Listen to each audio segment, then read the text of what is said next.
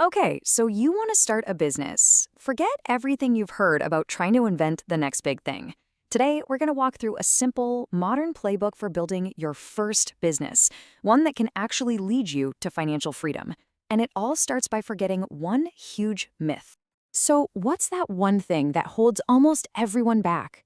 It's this idea that you need some kind of revolutionary, world-changing idea to even get started. But the truth is, your journey doesn't begin with an idea at all. Nope. It starts with a simple but powerful shift in how you think. And that brings us to the very first principle, the real foundation of this whole thing. You have to stop thinking like an employee and start thinking like an entrepreneur. And trust me, this isn't just some motivational poster quote. It's a completely different way of seeing the world around you. Just look at the difference here. The employee mindset is, well, it's passive. You wait to be told what to do. You're asking, what are my tasks for today? But the entrepreneur, they're an active hunter. They're constantly looking around, asking a totally different question. What painful problem can I solve for someone? That one little switch changes the entire game. Because when you boil it all down, a business is just a super simple formula. You have a person, they have a painful problem, and you show up with the solution. That's it. Seriously, every single successful business you can think of fits into this formula. Person, problem, solution. And here's the crucial part. You're not inventing the building blocks here. The people and their problems, they're already out there. They exist right now. Your job is just to find them and build the bridge, the solution, that connects the two. You're an assembler, not an inventor. All right, let's get into the math of this because once you start looking for problems, you've got to figure out which ones are actually worth your time. See, not all businesses are created equal. You can choose to play this game on easy mode, or you can play it on hard mode.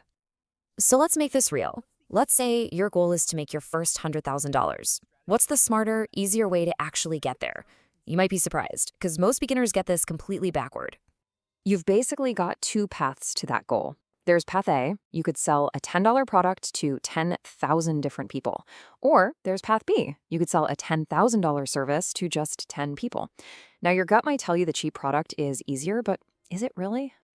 And this is the whole difference. Path A, the high volume path, that's hard mode.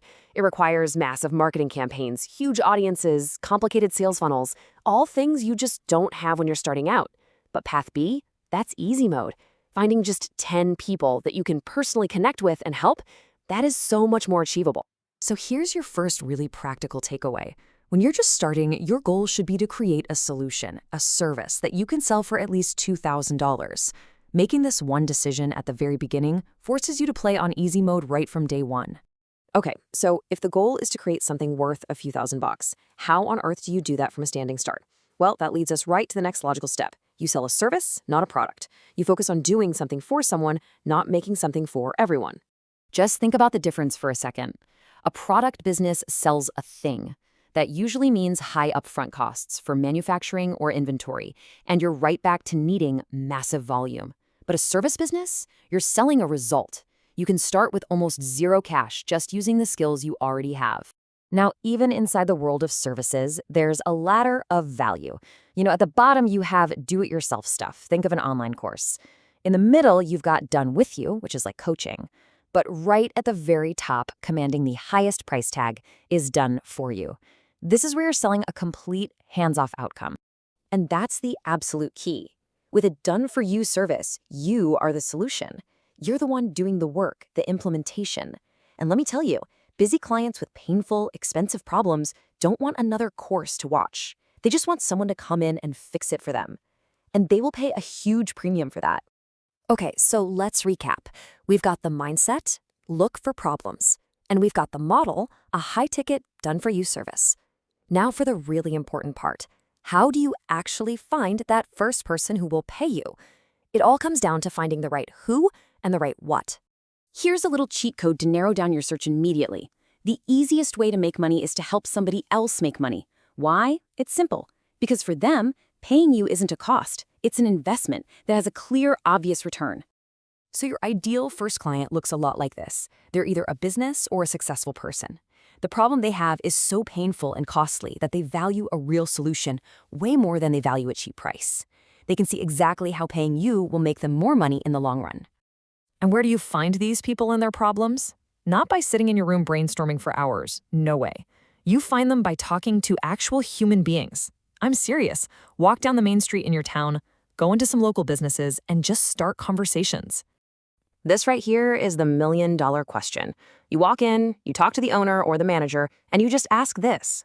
People love to talk about their problems, believe me. Your only job is to shut up, listen, take notes, and find a point of pain you know you can solve.